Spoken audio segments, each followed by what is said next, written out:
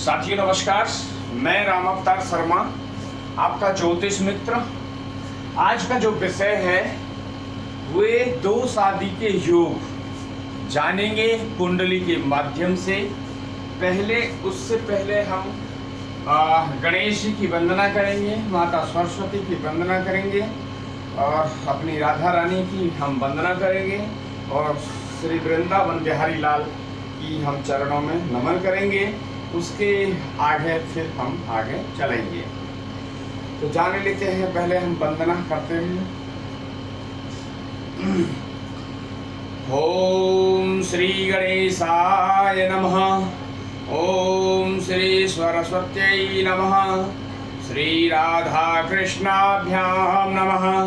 राधा मेरी मात है, पिता मेरे घनश्याम, उन दोनों के चरणों में मेरा कोटि कोटि प्रणाम, मेरा कोटि कोटि प्रणाम।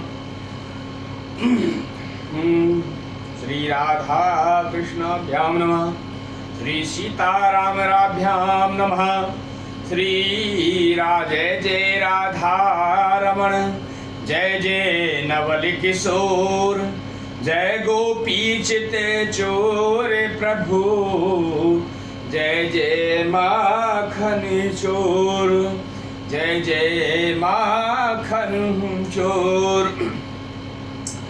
वासुदेव सुतं देवं कंस चारूढ़ मर्दनम, देवकी परमानंदम, कृष्णं वंदे जगत गुरु।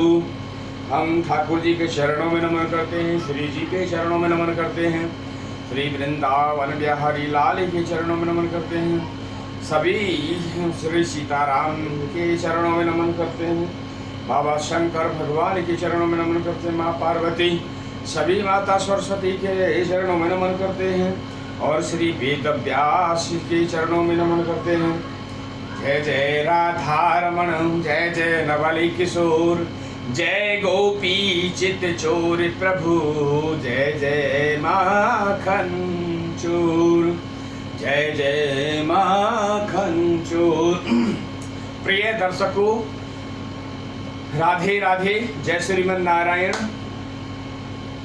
भगवान आप पे, हमारी लाडली राधा रानी आप सभी दर्शकों पे, सभी भक्तों पे अपनी कृपा बनाए रखें। यही मेरी प्रार्थना मैं श्री जी से करता हूँ कि सभी दर्शकों पे अपनी कृपा बनाए रखना और उनका प्यार करते रहना। उनके जो भी कार्य बिगड़े हैं उनको महारानी आप सफल करें श्री जी, सभी का यही आपसे आशा है। चलते हैं आज की विषय पे। तो विषय है हमारा दो शादी का योग है। दो विषय है हमारा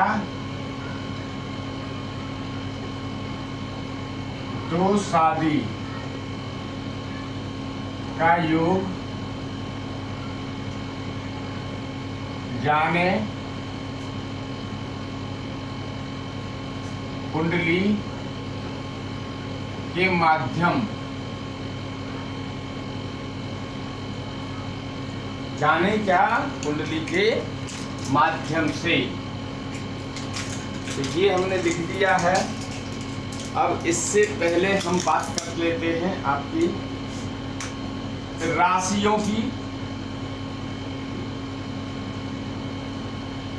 राशि जो है 12 राशि यहाँ पे लिखी हुई है, सीरियल वाइज लिखे हुए हैं आपको। मेष राशि, वृषभ राशि, मिथुन, कर्क, सिंह, कन्या, तुला, वृश्चिक, धनु, मकर, कुंभ एंड मीन। ये 12 राशि होती हैं। सीरियल से ही आप लोगों को इसको याद करना होगा और उसी के हिसाब से सारी चीजें चलती हैं। बात करते हैं एक स्वामी। तो देखिए यहाँ पे मैंने स्वामी लिखे हुए हैं।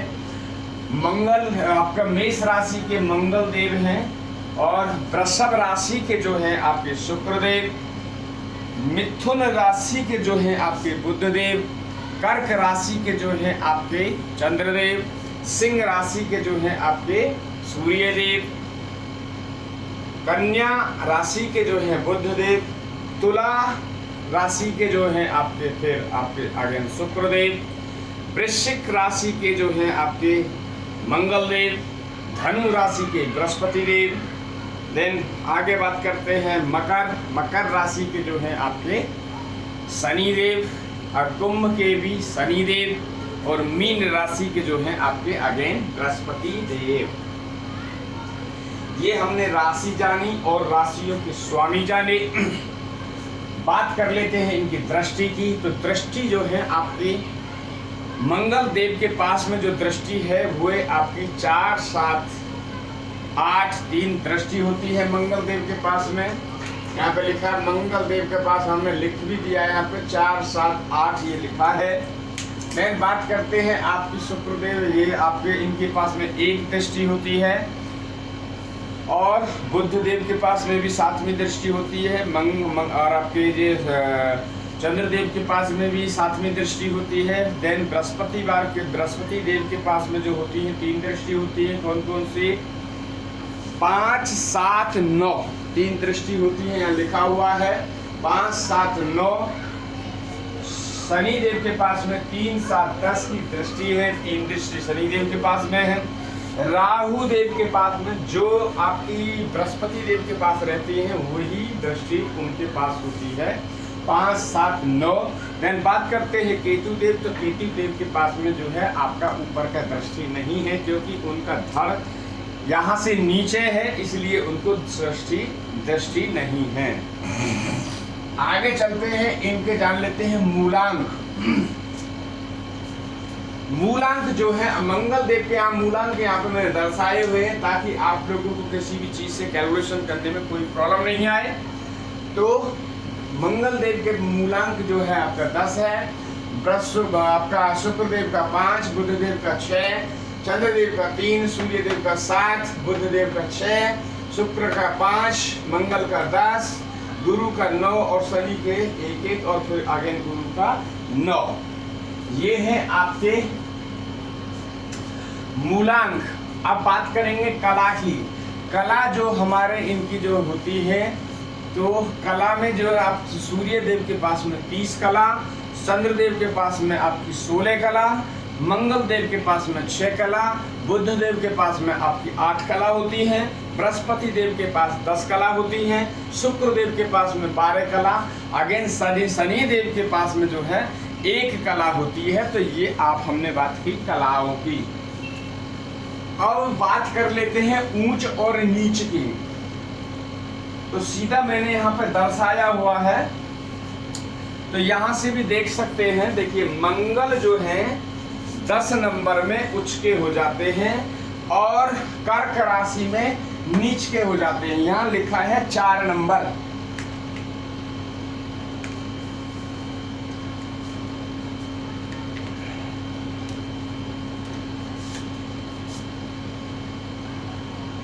ये 4 नंबर यानी कर्क राशि।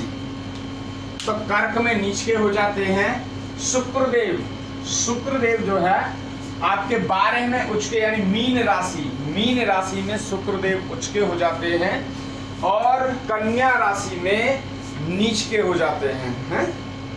तो यहाँ पे सारे लिखे हुए हैं, ये देख सकते हैं। जैसे बुध देव आपके कन्या राशि में उच्च के होते हैं, अपनी स्वयं की राशि है उनकी, और नीच के जो है आप मीन राशि में बुध देव नीच के हो जाते हैं। तो यहाँ पे सारे जितने भी हैं ऊंच नीच के यहाँ पे लिखे हुए हैं। यदि कुछ समझ में नहीं आता है तो आप चेक कर सकते हैं। यहाँ जो नंबरिंग लिखी है उच्च के और नीच के, ये सारा चीज लिखा हुआ है।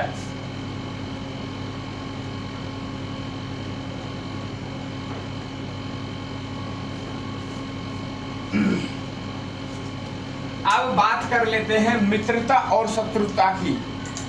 देखिए देव और दानव ये 2 ग्रुप हैं। देव और दानव 2 ग्रुप हैं। ये देव है और ये दानव है। है, ये देव है और ये दानव है। अब देव में सुन लीजिए कौन कौन आते हैं। आपका मंगल देव, चंद्रदेव, सूर्य देव, देन बृहस्पति देव, ये देवताओं की लिस्ट में आते हैं।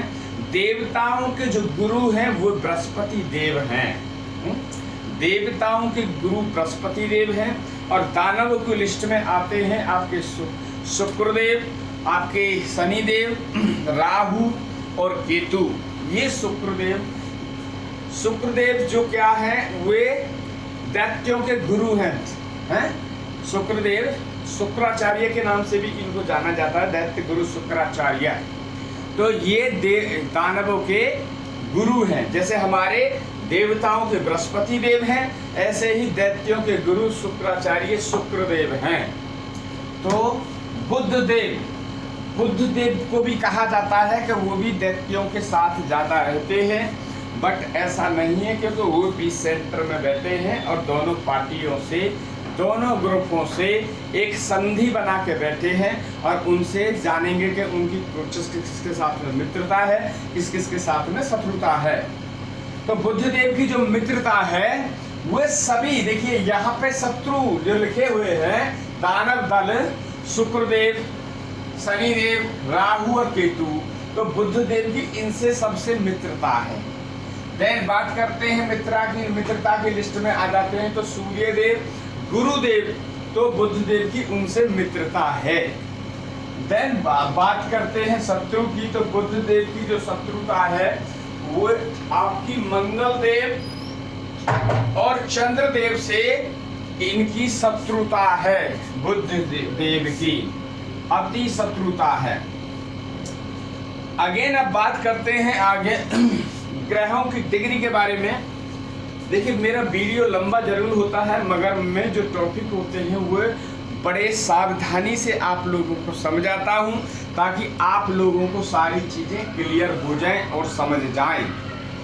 इसलिए आप लास्ट तक हमारी वीडियो को देखें और उसमें आपको कुछ ना कुछ अच्छे टॉपिक गले मिलेंगे, ताकि आपका जीवन सुख में बन जाए।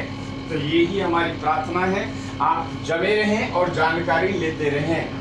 ये है हम यहाँ पे जो लिखा है, ये है डिग्री।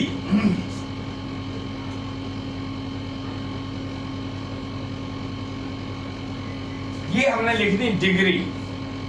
डिग्री क्या है? ग्रहों की जो डिग्री होती है, ये जो पूरा पैमाना है, देखिए थोड़ा सा मिट गया है,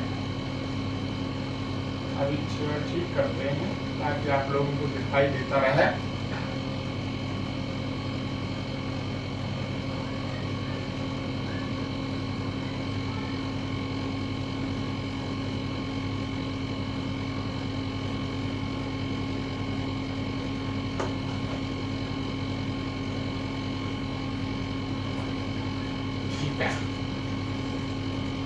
तो बात करते हैं डिग्रियों की। तो डिग्री में जो है 0 से 6 डिग्री, 0 से 6 डिग्री, 0 से 6 डिग्री का जो ग्रह होता है वो एक बाल अवस्था होती है। यानी कि आपका जैसे बालक का जन्म से लेके और 6-7 साल तक का जो बच्चा होता है, उस कंडीशन में आपकी जो 0 से 6 डिग्री होती है, उसका जो फल मिलता है वो आपको 25% मिलता है। चाहे वो डिग्री वाइज देखा जाएगा, ग्रह कहाँ बैठा है, नीचे होके तो नहीं बैठा है, यानी 6, 8, 12 में तो नहीं बैठा है। यदि ऐसा बैठा है तो जहाँ फल ही नहीं दे पाएगा तो फिर वो 25% वो दोनों तरफ में एप्लीकेबल है, नकारात्मक है या सकारात्मक, या तो अच्छे नेगेटिव या पॉजिटिव, वो रिजल्ट देने के बाध्य हैं। तो वो देखा जाएगा उस पर कि वो कौन सी उसमें बैठे हैं। तो ये भी आप चीज जान लेंगे। दूसरा, अभी 6 से 12 डिग्री की बात करते हैं। तो 6 से 12 डिग्री पे जब कोई ग्रह बैठता है तो वो होता है आपका युवा अवस्था। यानी आपका जो 6-7 साल से जो उम्र ऊपर चली गई 15 साल से 17-18 साल तक आपका जो बच्चे की जो उम्र हो जाती है 18 से नीचे जो होती है, उसको बोलते हैं आपको युवा अवस्था। क्या? युवा अवस्था। तो वो है आपकी युवा अवस्था।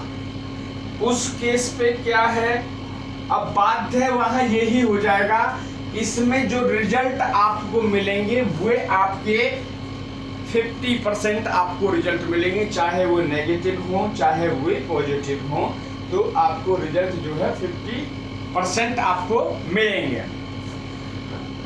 देन बात करते हैं आगे, जो 12 डिग्री से और 18 डिग्री की बात करते हैं, तो वो होता है पूर्ण युवा, यानी पूर्ण जवान। एक बच्चा वो हो जाता है जो 18 से 30 साल तक की उम्र जो बच्चे की होती है, उसमें उसको कहा जाता है पूर्ण युवा अवस्था।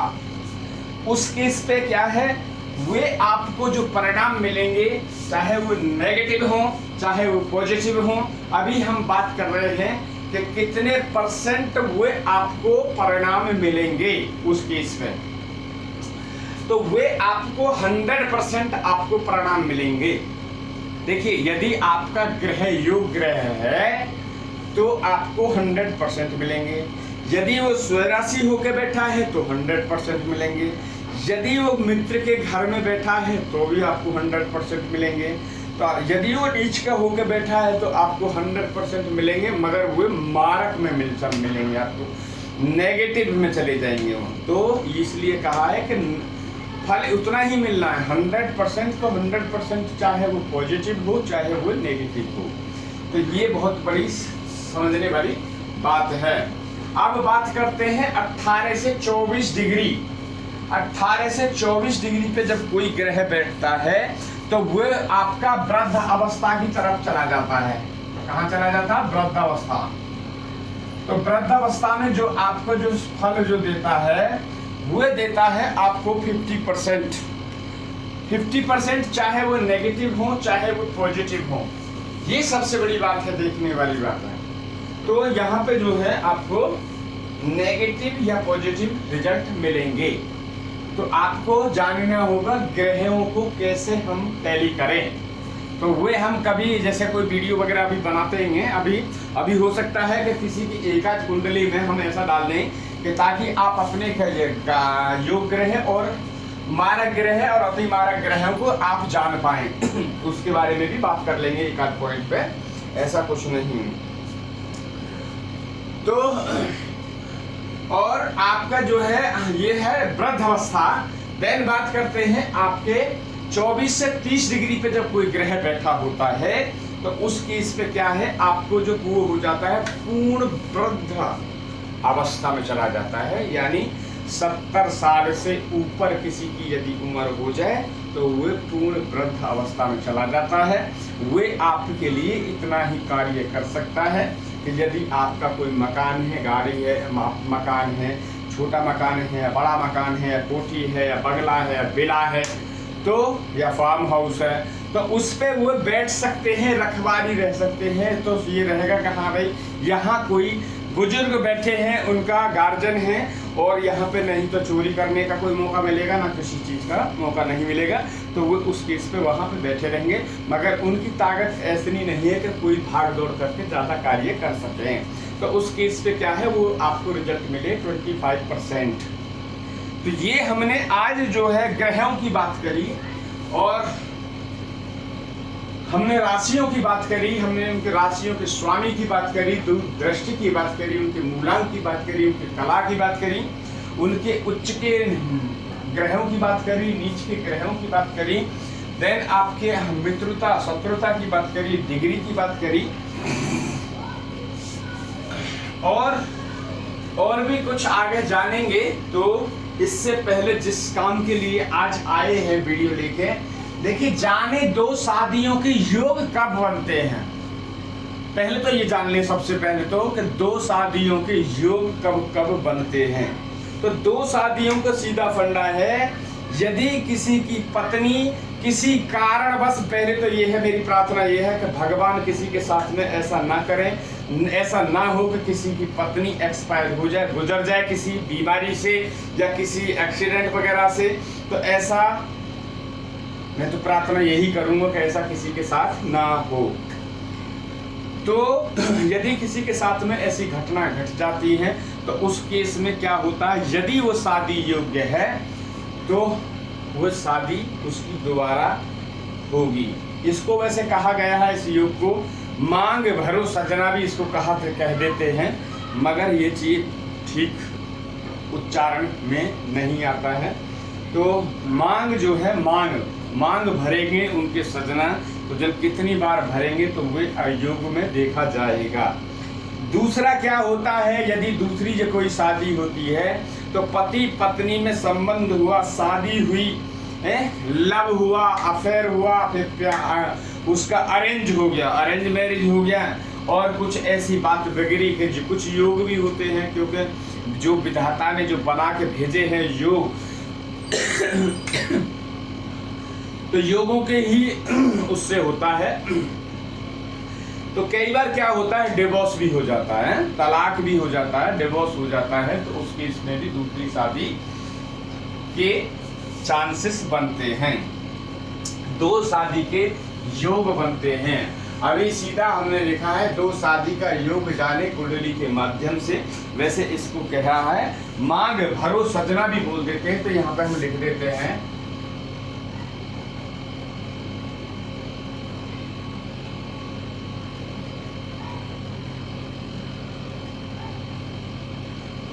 मांग भरो सजना है, इसको यहाँ पे मांग भरो सजना भी बोल देते हैं। तब आते हैं हम एक पहले योग पे, फिर कब ये चीज एप्लीकेबल होगा और जानेंगे कुंडली के माध्यम से। यदि आप अपनी अपनी सब कुंडली चेक करें और उसमें आप चेक कर लें, यदि ऐसा योग बन रहा है तो सावधान रहें, उस योग को टालने की कोशिश करें अपनी तरफ से पूरी।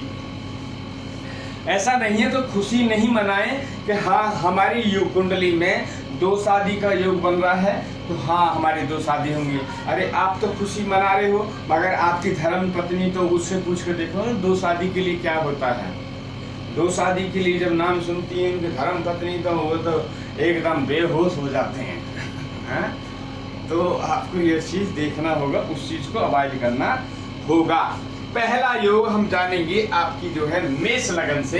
तो यहाँ पे सपोज 1 नंबर गिनती है और यहाँ पे 2 3 4 5 6 7 और 8 9 आपका 10 11 और 1 12 ये आपकी जो है आपकी ये मेष लगन की कुंडली हो गई है। अब हमें जानना क्या है कि यहाँ के जो स्वामी हैं ये है आपके मंगल देव। 1 नंबर के जो स्वामी होते हैं वो होते हैं मंगल देव। बहुत ही ध्यान से ये सब चीजें आप समझिए, क्योंकि आप जब समझ जाएंगे हो सकता है आप परिवार वालों की, अपने घर वालों की ये सब चीजें प्रेडिक्शन कर सकते हैं, तो आपको सब चीजों का पता चल जाएगा। यदि आपका यहाँ का जो है आपका लग्नेश, इसको बोला जाएगा लग्नेश हुए आपके मंगल देव। तो लग्नेश क्या हुए, मंगल देव। तो यहाँ पे हमने मंगल देव लिख दिया लग्नेश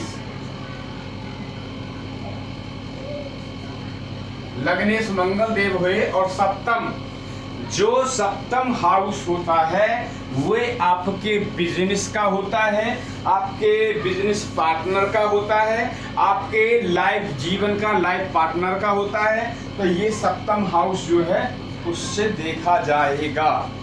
अब बात कर लेते हैं सप्तम हाउस। सप्तम हाउस के जो मालिक होते हैं वो होते हैं आपके शुक्रदेव।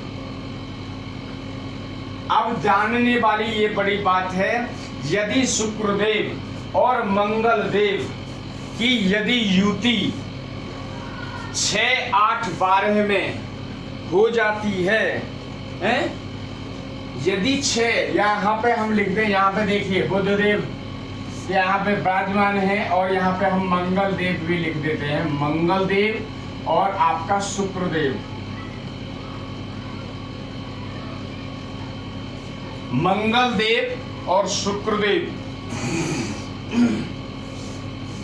मंगल देव और शुक्रदेव यदि यहां बैठे हैं तो आपको मानना होगा कि आपके दो शादी के दूसरी शादी के योग बनेंगे, ये आप तय कर लें।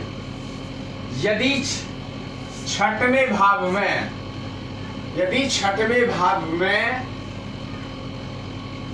खष्टम, संस्कृत का वर्ड है खष्टम, खष्टम हाउस में यदि शुक्रदेव हुए आपके सप्तमेश और लग्नेश हो गए आपके मंगल देव, यदि दोनों की युति बनती है तो ये तय होगा कि आपकी दूसरी शादी होगी। पहला पॉइंट। दूसरा पॉइंट, यदि मंगल देव और शुक्र देव की युति यदि आपकी अष्टम भाव में आ जाती है तो भी तय है कि आपकी जो शादी है वो 2 बार आप मांग भरेंगे। इसी को कहा गया है मांग भरो सजना, इसका वो है। तो पहला योग आपने जाना। अब हम आगे बढ़ेंगे किसी दूसरे योग के लिए, तो वो जानेंगे दूसरा योग। आप बड़े ही शांति पूर्वक इस योगों को जाने और देखते रहें, और कहीं आपकी कुंडली में तो ऐसा योग नहीं है, ये भी आप नोट कर लें। अब बात करते हैं हम दूसरी, ये मेष लगन की बात करते हैं। तो मेष लगन में क्या है, वही फिर है आपका 1 2 3 4 5 6 7 8 9 10 11 और 12। कुंडली के 12 भाव होते हैं, 12 भाव हमने नोट कर दिए। अब जानने वाली बात है कि ऐसा कौन सा योग है कि जो फिर दोबारा मांग भरो सजना, मांग भरनी पड़ेगी सजना को। तो जान लेते हैं वो भी। देखिए आपका लग्नेश, ये आपका लग्नेश है, और लग्नेश कौन है, मंगल देव। यदि मंगल देव सिंगल होके यानी अकेले होके और खष्टम हाउस में बैठ गए यानी छठवें भाव में बैठ गए, तो आपका ये तय है, मंगल देव यदि यहाँ बैठ गए सिंगल होके, तो आपका तय है दूसरी शादी आपकी होगी। ये आपका हो गया दूसरा। पहला योग हमने जाना, अब दूसरा हमने योग जाना। अब बात करते हैं हम आगे तीसरे योग की। तो तीसरा योग जो है हम जानेंगे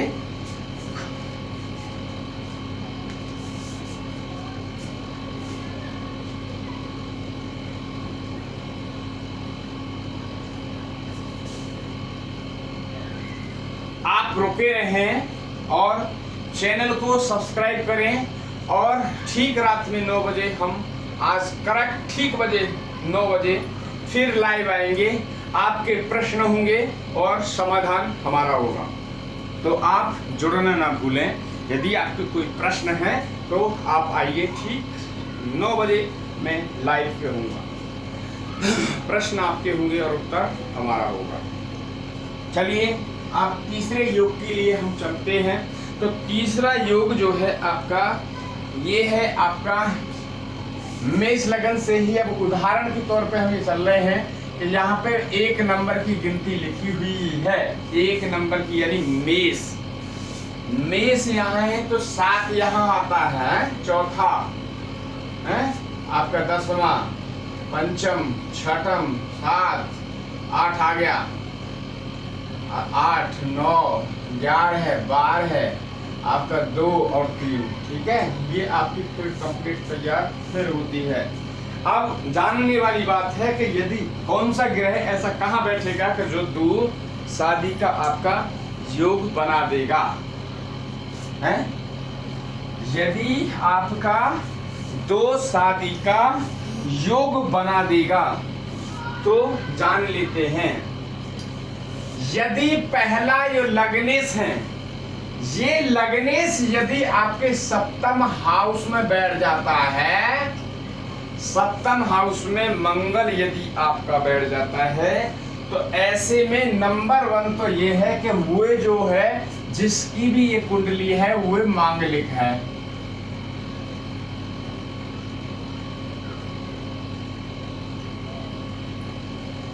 वो मांगलिक है। मांगलिक का मांगलिक से ही शादी होती है। यदि लड़की भी मांगलिक है और लड़का भी मांगलिक है तो अति उत्तम। ठीक है। वैसे जो ये योग होता है मांगलिक योग जो है, उनको आप लोगों ने किसी ने ये खराब ले लिया है, तबकि वो योग खराब नहीं है। देखिए, कभी भी जब कहते हैं ना कि हमारे घर में तो कोई मांगलिक कार्य हो ही नहीं रहा है, तो अरे मांगलिक तो जब होगा जब मंगल देखो ना आप। मंगल वैसे तो मंगल के पीछे पड़े रहते हैं कि जी मांगलिक है, खराब है। तो ऐसा नहीं है। जब पूरा कुंडली का विश्लेषण दोनों पति पत्नी की जब प्रेडिक्शन डाली जाती है, दोनों मिलान किए जाते हैं, तो उनके देखा जाता है कि कौन सा क्या है। पहले राशि वाइज उनको हम कैलकुलेशन करें, कुंडली मिलान करने के लिए राशि वाइज, फिर भाव वाइज, फिर देखेंगे कि वो कितने के एक्सेस में आ रहा है। 2 12 के एक्सेस में है, 3 11 के एक्सेस में है, 4 10 का एक्सेस है, या आपका 5 9 का एक्सेस है, या 6 8 का एक्सेस है। तो सबसे देखिए श्रेष्ठ जो माना गया है वे आपका 2 12 और 3 आपका जो है गुड कंडीशन में आपका 2 12 का एक्सेस, वेरी गुड में आपका 3 12 जो सबसे श्रेष्ठ होता है, और चौथा जो है आपका 4 10 का जो एक्सेस है वो थोड़ा सा वैसा होता है। दूसरा आप बात करेंगे आपकी 5 9 की, और फिर 6 8 की बात करेंगे, तो ये जो है बिल्कुल ही खराब होते हैं। इनमें कुंडली का मिलान ठीक नहीं होता है। तो ये बहुत जानने वाली बात है। दूसरा, जो नहीं जानते हैं, यदि कुंडली का मिलान में सबसे श्रेष्ठ जो है नाड़ी दोष जब लगा होता है, तो उस कंडीशन में आप शादी ना करें। यदि ऐसा कार्य करते हैं तो आपको संतान उत्पत्ति होने में काफ़ी परेशानियां हो सकती हैं। हो सकता है संतान हो भी, हो सकता है संतान ना भी हो, और होगी तो फिर वो कैसी होगी वो तो भगवान ही मालिक है। फिर जानेंगे इस योग को भी। तो इसमें यदि यहाँ पे मंगल देव विराजमान हैं, तो पहली बात तो हमने जाना ये मांगलिक है। दूसरी बात हमने जो जाना, इस ऐसे जातक की दूसरी शादी होगी, ऐसे जातक की दूसरी शादी होगी। यदि आप लोगों ने उपाय कोई नहीं किया ढंग से, तो आपकी दूसरी शादी होगी। कई बार क्या है, यदि दोनों मांगलिक हैं, तो हो सकता है भगवान उन पर कृपा कर दें और ऐसा ना हो।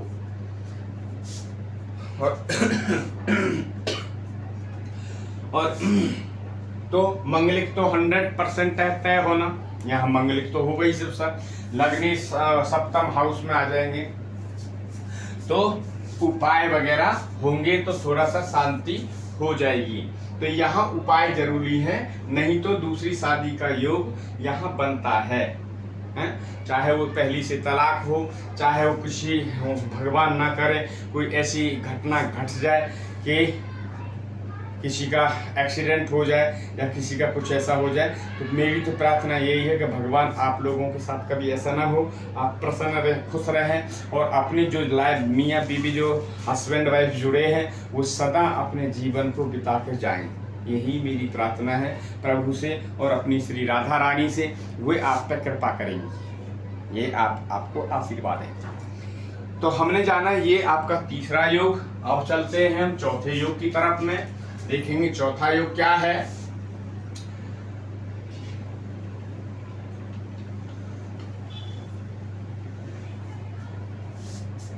देखिए, आप लोगों से मेरी अनुरोध है कि आप चैनल को सब्सक्राइब जरूर करें। और इतनी अच्छी फैसिलिटी ये तो प्रभु के माध्यम से हो रहा है कि हमारी राधा रानी, हमारे श्याम सुंदर वृंदावन बिहारी लाल, उनकी प्रेरणा से ये कार्य हो रहा है।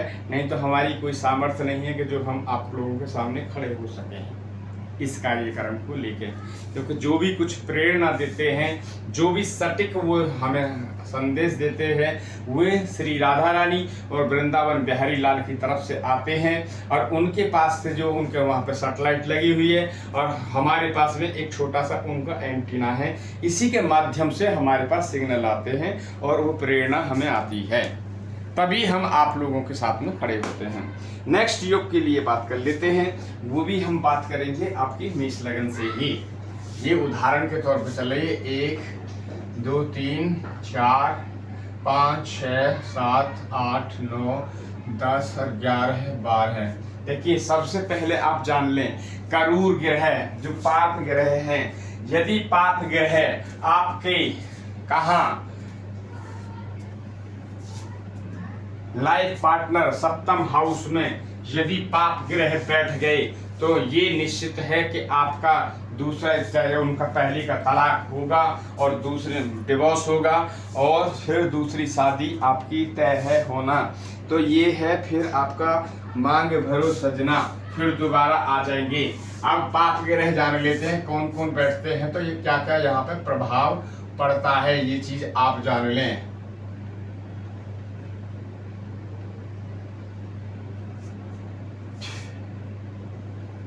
ठीक है, पाप ग्रह में आप जाने क्या क्या है। देखिए, पाप ग्रह क्या है, आपके सूर्य देव, यदि सूर्य यहाँ बैठे होंगे तो वो पाप ग्रह है। यदि शनि यहाँ बैठे होंगे तो पाप ग्रह है। यदि राहु यहाँ बैठे होंगे तो पाप ग्रह है। यदि मंगल यहाँ बैठे होंगे तो पाप ग्रह हैं। ये 4 जो है पाप ग्रह हैं। ठीक है, शुक्र, और शुक्र जो है यहाँ से देखिए, ये क्या है, तुला, तुला लगन, तुला यहाँ बैठी है, इसके मालिक कौन है। यदि शुक्रदेव अपने 6वें हाउस में चले जाए, यहाँ शुक्रदेव यहाँ आ जाए, तो ये निश्चित समझ लें कि आपका दूसरा विवाह होगा। 4 ग्रह आपके यहाँ बैठ जाएं, सूर्य, शनि, राहु और मंगल, और तुला लगन के स्वामी शुक्रदेव खष्टम हाउस यानी 6ठे भाव में आ जाएं, तो आप जान लें कि दोबारा शादी होगी। ये आपको मानना होगा। बात करते हैं दिन दूसरे युग के लिए, आगे चलते हैं।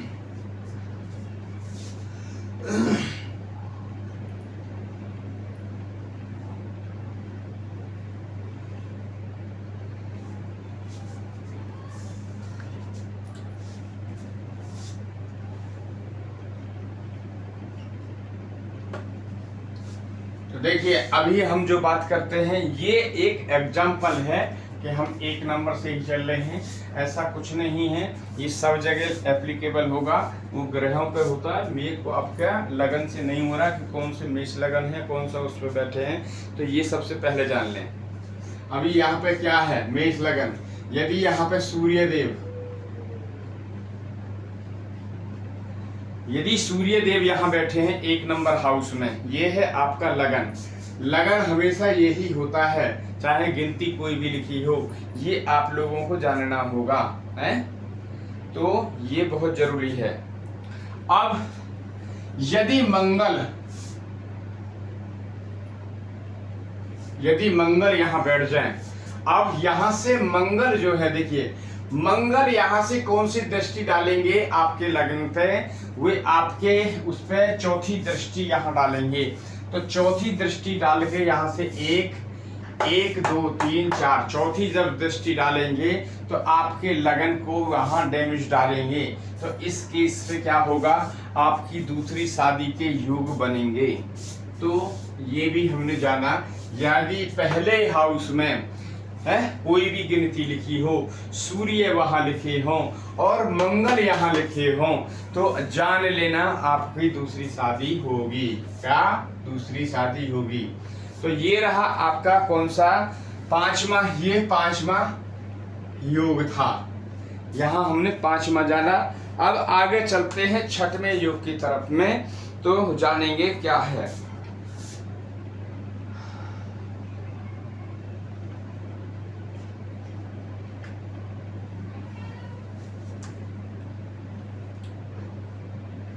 थोड़ा सा ये आज थोड़ा सा काफी वो हो गया है, तो कल एकदम इसको परमानेंट लिखवाएंगे ताकि आप लोगों को चीजें देखने में प्रॉब्लम ना हो। अब बात करते हैं एक और योग ग्रह की, 6ठे ग्रह की। लेकिन 5 हो गए हमारे, प्लस एक और यहाँ पे डाल देते 6 हो जाएंगे और फिर आगे चलेंगे। तो अब हम जान लेते हैं। देखिए 7वां जो है यहाँ जो पत्नी भाव में जो बैठा 7म हाउस में, यदि कोई और पाप ग्रह एक और बढ़ जाता है तो भी क्या होता है, तो भी जैसे मंगल, सूर्य हो गए, मंगल हो गए, आपके राहु हो गए, दूसरा बुध हो गए, और आपके शनि हो गए। यदि तो ये 5 ग्रह हो गए। यदि ये 5 ग्रह, देखिए ये पाप ग्रह सूर्य, मंगल, आपका शनि पाप ग्रह, राहु आपका पाप ग्रह है, और बुध भी आपके 50-50 में आते हैं, तो उनको भी पाप ग्रह में ही काउंट करते हैं। बुध तब अच्छे होते हैं जब अकेले बैठे होते हैं, तो ठीक है, वहां पे होता है। तो यदि आप ऐसा है तो ये तय है कि आपकी दूसरी शादी होगी। तो चल नहीं रहा है, ठंडी हवा नहीं दे रहा है। सर्विस यहाँ से उठा के देखो ना, छोटे बोल के। अरे यहाँ से नहीं है तो भाई, तो एकदम चलिए अब एक योग के लिए और आप जान लेते हैं आगे।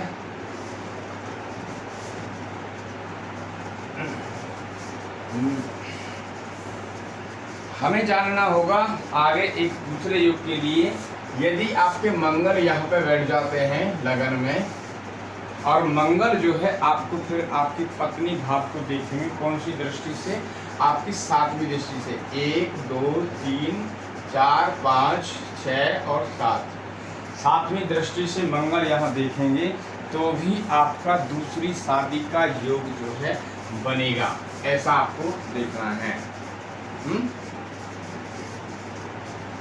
मांग भरो सजना, फिर भी आपको मांग भरनी होगी। अब आगे जो चलते हैं और किसी एक योग को देख लेते हैं।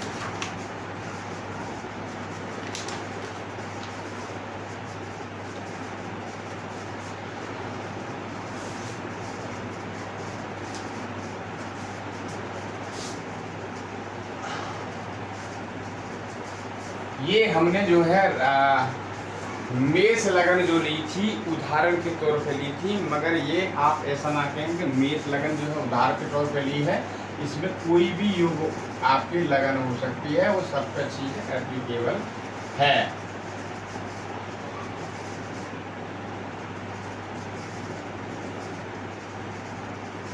ठीक है, तो अब चलते हैं हम कौन से, प्लस एक 7वें पे हम आगे चलते हैं। 7वां योग और जान लेते हैं। तो 7वां योग जो है वो क्या है। 7वां योग जो है वो भी आपका जान लेते हैं। यदि इस आपके यहाँ है ये, और ये 7वां हाउस है आपका, यहाँ तुला लगन बैठी है।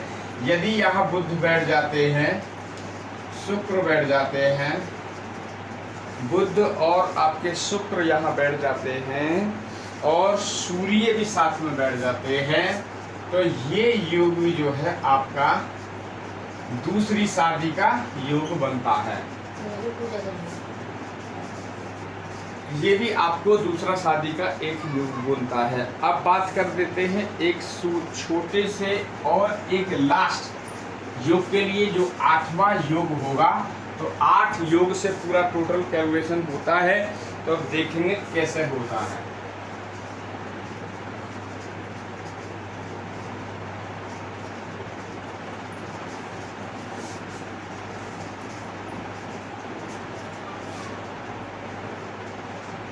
ये मेष लगन की ही हमने कुंडली बना दी है। तो यहाँ से देखेंगे हम बुध, ये हो गया 6, और यहाँ हो गए बुध, और यहाँ हो गए आपके शुक्र हैं, यहाँ हो गए आपके शुक्र।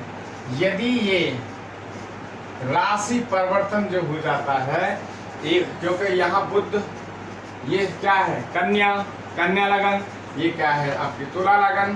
तो तुला लगन का स्वामी जो है आपके कन्या में बैठा है और कन्या का जो बुध है वो आपके यहाँ बैठे हैं। तो ऐसा जो राशि परिवर्तन जब होता है तो ऐसा योग में भी आपकी दूसरी शादी का योग बनता है। आज के लिए इतना ही है। यदि आप लोगों को ये हमारा कार्यक्रम अच्छा लगा हो तो आप इस चैनल को लाइक एंड सब्सक्राइब करें और ज़्यादा से ज़्यादा शेयर करें, ताकि हर किसी के भी जीवन में ऐसी परिस्थिति आ रही हो ताकि वो पहले से ही सावधान हो जाएं और उन चीज़ों का कुछ विचार करें। यदि आप कुंडली का विश्लेषण कराना चाहते हैं, यदि कुंडली का प्रोडक्शन कराना चाहते हैं, यदि आप कुंडली का मिलान कराना चाहते हैं या रत्नों के बारे में आप जानकारी लेना चाहते हैं या ग्रहों की जानकारी लेना चाहते हैं तो आप कॉल कर सकते हैं। हम और व्हाट्सएप हमारा नंबर भी ले लीजिए 93135533 और 62। ये हमारा आपका व्हाट्सएप नंबर है, इससे आप कॉल कर सकते हैं, इससे आप जुड़ सकते हैं और सारी आपको जानकारी मिल जाएंगी। हाँ, आज ठीक 9 बजे हम लाइव होंगे, तो आप जुड़ने की कृपा करें ताकि आपका प्रश्न होंगे और उत्तर हमारा होगा, तो आपको कुछ बेनिफिट मिल सके। आप जुड़ने की कृपा करें। आज के लिए राधे राधे, जय श्रीमन नारायण, जय श्री सीताराम, जय गौरी शंकर, सभी देवताओं की ये आज के लिए राधे राधे। भगवान आपके जीवन सुख में बनाए रखें, यही हमारी आप प्रार्थना है।